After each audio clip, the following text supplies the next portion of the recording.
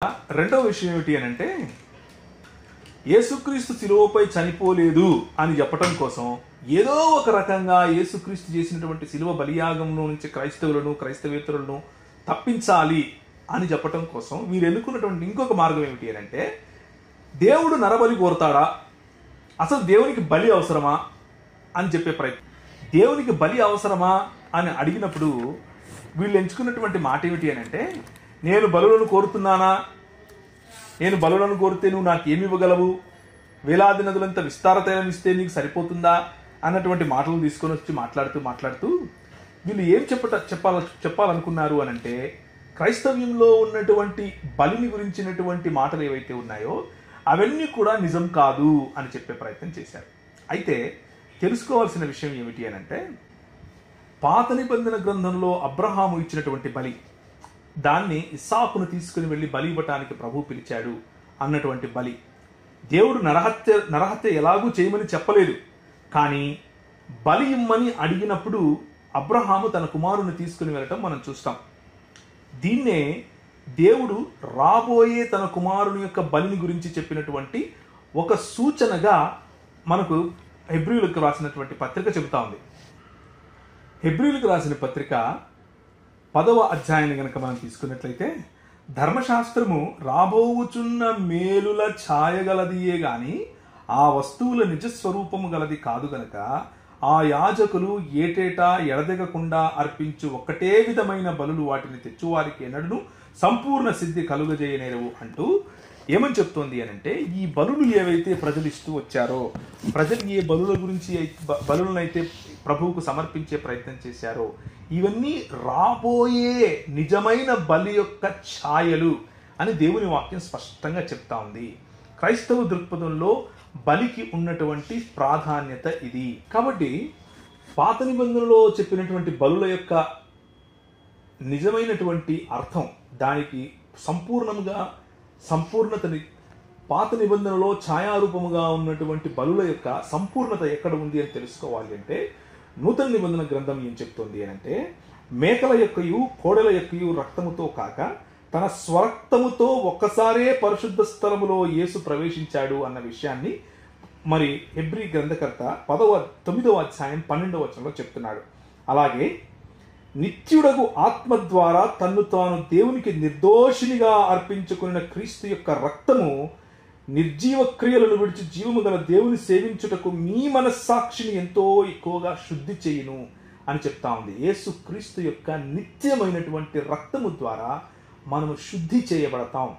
పాతకాలంలో రక్త ప్రోక్షణ జరగటం అంటే పశువులను బలి ఇవ్వటం ద్వారా నువ్వు చేసినటువంటి పాపములు దానిపైన ఆపాదిస్తూ, ఇదిగో నేను చేసిన పాపాలకు ప్రాయశ్చిత్తార్థ బలిగా ఈ గువ్వను, లేకపోతే ఈ మేకను, ఈ పొట్టేలును ఇస్తున్నాను అని నువ్వు ఏ విధంగా చెప్తున్నావో, నిజానికి నువ్వు అది చేయలేవు, నువ్వు చేసింది సరిపోదు.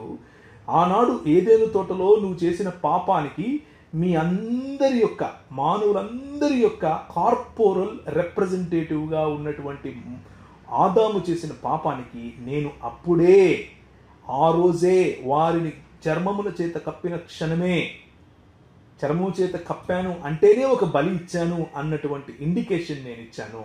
దాని యొక్క సంపూర్ణత రాబోతూ ఉంది అని చెప్తూ వచ్చినటువంటి ప్రభువు హెబ్రీయులకు రాసిన పత్రిక 9వ అధ్యాయంలో, పరలోకముందున్న వాటిని పోలిన వస్తువులను ఇట్టి బలులు వలన శుద్ధి చేయబడవలసి ఉండెను గాని పరలోక సంబంధమైనవి వీటికంటే శ్రేష్టమైన బలుల వలన శుద్ధి చేయబడవలసి ఉండెను.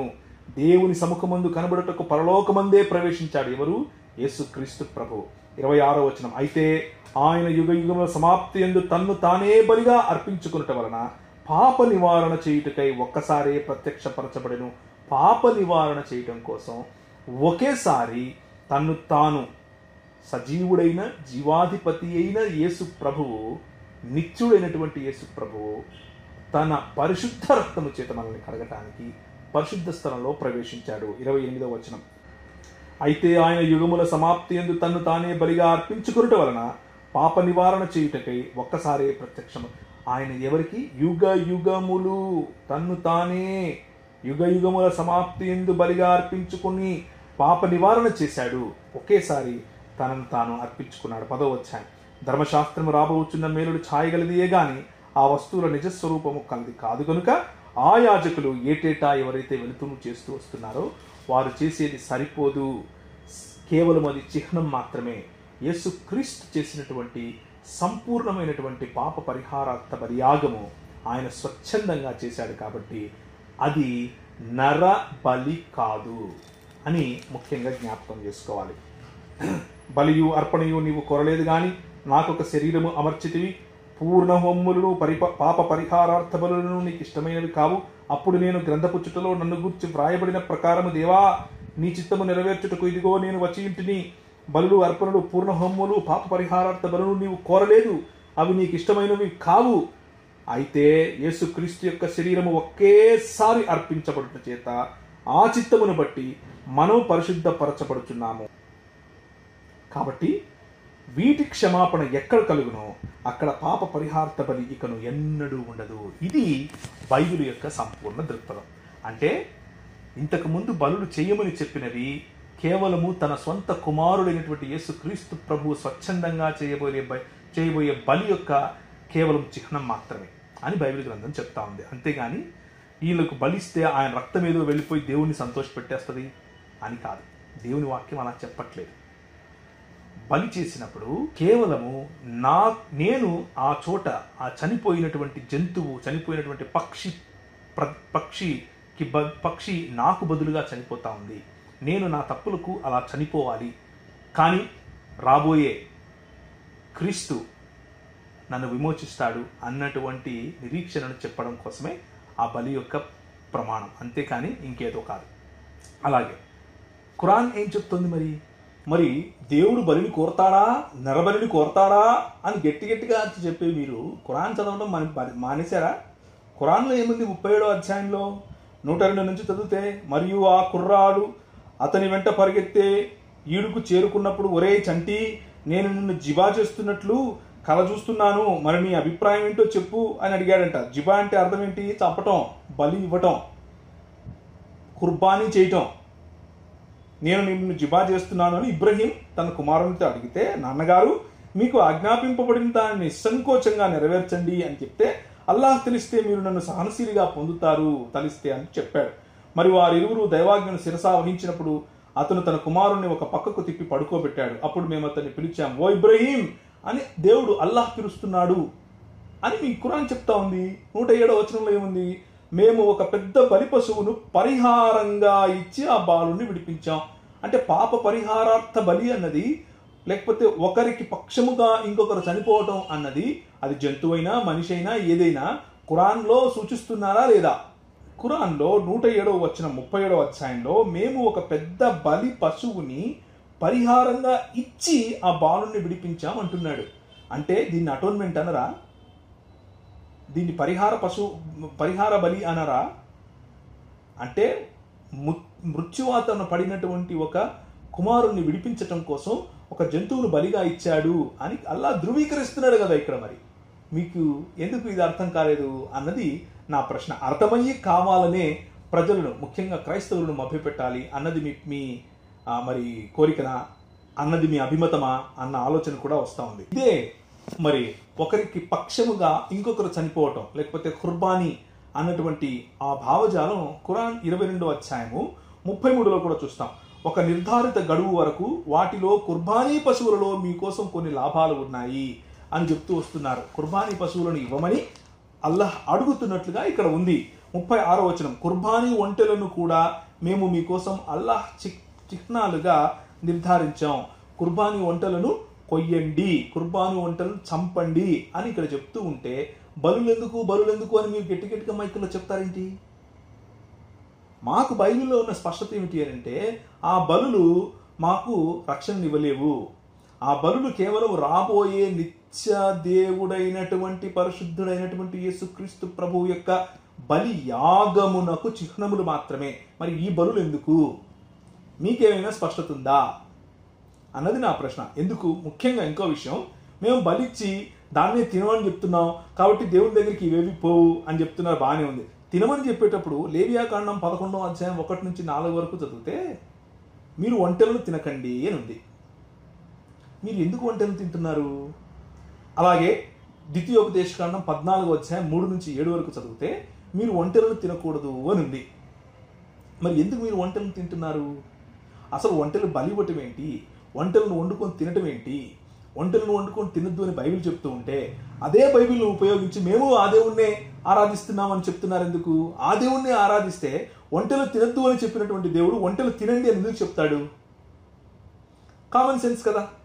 ఆలోచించి మీరు సమాధానం చెప్పాలి. ఎవరైనా సరే మరి దావా ప్రచారకులు ఒంటెలను ఎందుకు తింటున్నారు, బైబిల్ దేవుడే గనక ఈ దేవుడైతే ఒంటెలను ఎందుకు తింటున్నారు అన్న సమాధానం చెప్తే కూడా బాగుంటుంది. దీనంతటికీ కారణమైనటువంటి కార్పొరల్ రిప్రజెంటేషన్ అంటే మానవులకు తన తల్లిదండ్రుల నుంచి వచ్చినటువంటి పాపపు స్వభావం, అంటే అందరికంటే ముందుగా ఉన్నటువంటి ఆదాము నుంచి వచ్చినటువంటి పాపపు స్వభావం కారణంగా మనుషులు పాపం చేస్తారు అన్న మూల పాప సిద్ధాంతాన్ని క్రైస్తవులు నమ్ముతున్నారు అని దాన్ని దుయ్యబడుతూ ఎవరైనా సరే ఇలా జరుగుతుందా, నేను దొంగతనం చేస్తే నా కొడుకు శిక్ష ఏంటి, ఇది ఏ చట్టమైనా ఒప్పుకుంటుందా అని అంటున్నారు. బాగానే ఉంది. మీరు అడిగే ప్రశ్న అది మీ అల్లాహ్ను కూడా అడిగితే బాగుంటుంది కదా. మీరు పూజించే అల్లాహ్ను కూడా అడిగితే దాని గురించే సమాధానం వస్తుంది కదా. ఎందుకు అంటే ఖురాన్ 16వ అధ్యాయం ఏం చెప్తోంది? 16వ అధ్యాయము 25వ వచనం చదివితే పర్యవసానంగా ప్రళయ దినాన వారు తమ పాపభారం అంతటిని మోయటంతో పాటు అజ్ఞానముతో తాను పెడదారి పట్టించిన వారి బరువును మోయటంలో కూడా భాగస్థులవుతారు. అంటే నేను మాత్రమే కాదు, నన్ను అనుసరించి ఇంకొకరు పాపం చేస్తే వాడి భారం కూడా నేనే మోస్తాను. అంటే నేను చెయ్యని తప్పు వాడు నేను తప్పు చేశాను కాబట్టి ఒకడు నన్ను చూసి తప్పు చేస్తే వాడి తప్పు కూడా నేను భరించాలి అని ఖురానే చెప్తుంది కదా. అంటే అర్థం ఏంటి? There is corporal representation even Quran. 29వ అధ్యాయం 12 ఏం చెప్తుంది? అవిశ్వాసులు విశ్వసించిన వారితో మీరు మా మార్గాన్ని అనుసరించండి, మీ పాపాలను మేము మోస్తామని వాళ్ళు అంటున్నారు అని చెప్తూ ఉన్నారు. అంటే ఖురాన్లో కూడా ఒకరి పాపాలు ఇంకొకరు మోసే భావజాలాన్ని అల్లాహ్ ఒప్పుకుంటున్నట్లుగా మీకు తెలవటం లేదా? స్పష్టంగా మనం ఇంతకుముందు చదివినటువంటి 16వ అధ్యాయము 25వ వచనంలో చెప్తూ ఉన్నాడు. అలాగే ఖురాన్ 11వ అధ్యాయం 109వ వచనం ఏం చెప్తుంది? కనుక ఓ ముహమ్మద్, వారు పూజించే వాటి విషయంలో నువ్వు సందేహాలకు లోను కారాదు. ఇంతకు మునుపు వారి తాత ముత్తాతలు పూజించినట్లుగానే వీళ్ళు పూజిస్తున్నారు. మేము వాళ్ళందరికీ వారి వారి భాగాన్ని పూర్తిగా ఏమాత్రం తగ్గించకుండా ఇస్తాం. అంటే మా తాత ముత్తాతలు చేసినట్లుగా నేను చేస్తున్నాను కాబట్టి వాళ్ళకు వచ్చే శిక్ష నాకు వస్తుంది అని చెప్తున్నాడు కదా. మరి అంటే తల్లిదండ్రుల పాపాలు నేను భరిస్తున్నాను అని ఖురాన్ చెప్తుంది. మరి దీని వివరణ ఏంటి?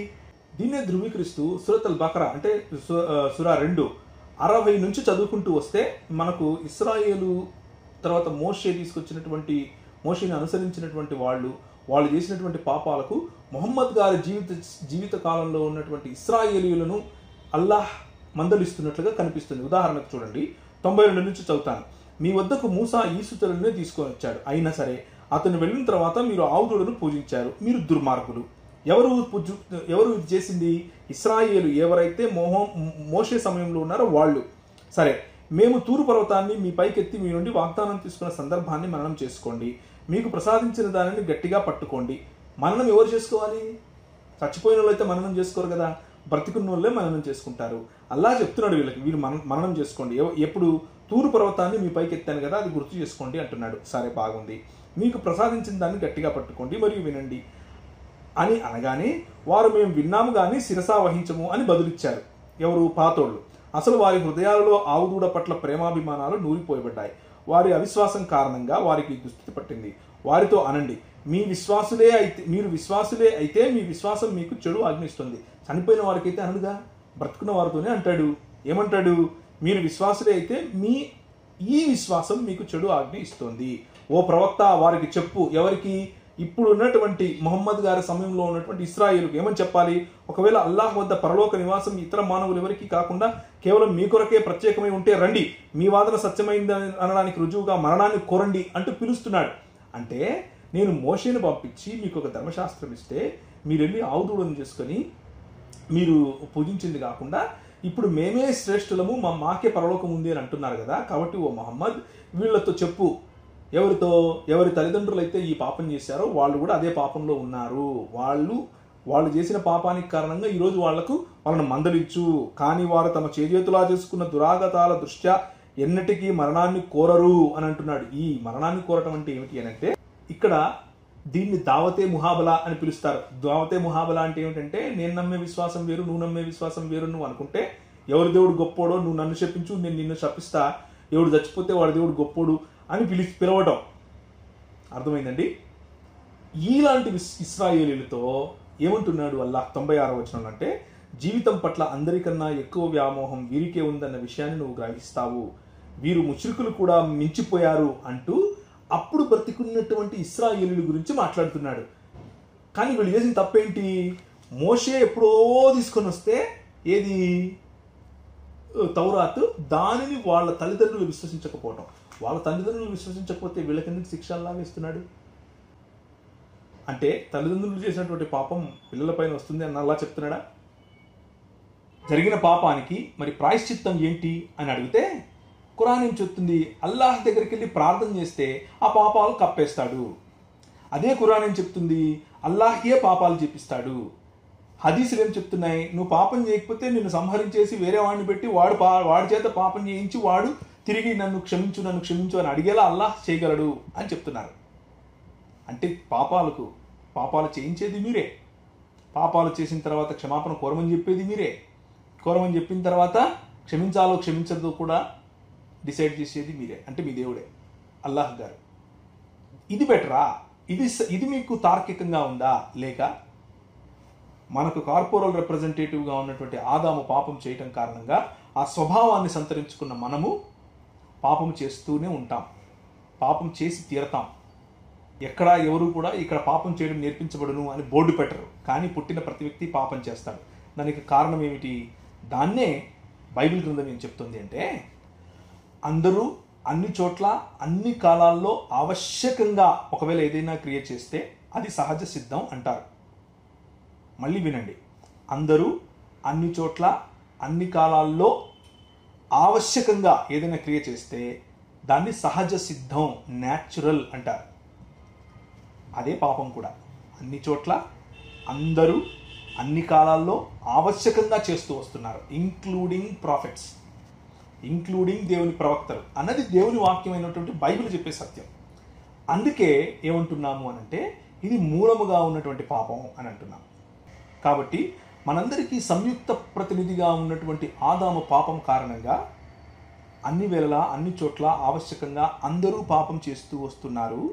మనందరికీ సంయుక్త ప్రతినిధిగా ఉన్నటువంటి యేసుక్రీస్తు ప్రభువు వారి యొక్క మరణ పునరుత్థానాల వల్ల, ఆయన రక్తము కార్చటం కారణంగా, ఆయన బలియాగము కారణంగా నిత్యుడైన దేవుడైన నరుడు అయిన ఎన్నటికీ నిలిచిపోయే బలిని చేసినటువంటి యేసుక్రీస్తు ప్రభువు స్వచ్ఛందంగా, నరబలి కాదు ఇది, స్వచ్ఛందంగా ప్రాణములు పెట్టినటువంటి యేసుక్రీస్తు కారణంగా పస్కా పండుగను జ్ఞాపకం చేసుకుంటూ మిమ్మల్ని నేను తీసుకుని వచ్చినప్పుడు ఏ గొర్రెపిల్లనైతే మీరు వధించి మీ గుమ్మముల ముందు రక్తాన్ని పూసుకోండి అని దేవుడు చెప్పాడో,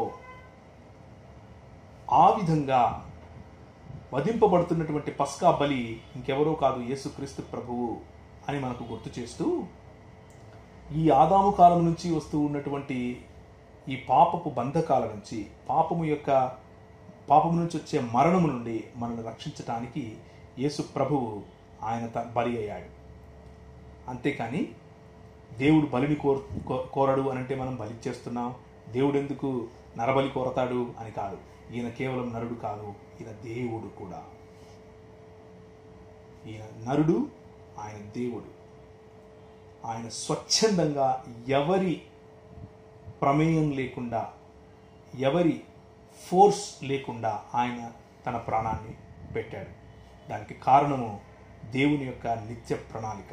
ఆ నిత్య ప్రణాళికలో నిన్ను నన్ను ఆయన సంపాదించుకున్నాడు. కాబట్టి వినే సోదరులకు నేను మనవి చేసే విషయం ఏమిటి అనంటే, ఈ పస్కా బలి పశువు వధింపబడిన కారణంగా ఆయన ఒకేసారి మన కోసం పరిశుద్ధమైనటువంటి ప్రదేశంలో, పరిశుద్ధమైనటువంటి దేవుని ఆంగణంలో ప్రవేశించి మన కొరకు రక్షణను సిద్ధపరిచాడు.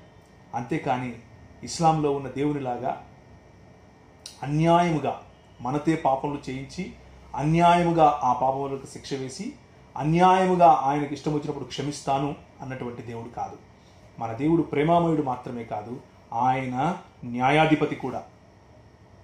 ఆయన పాపం చేసిన వారిని విడిచిపెట్టేవాడు కాదు. తన ప్రవక్తలైనా సరే పాపము చేసి శిక్షించే దేవుడు.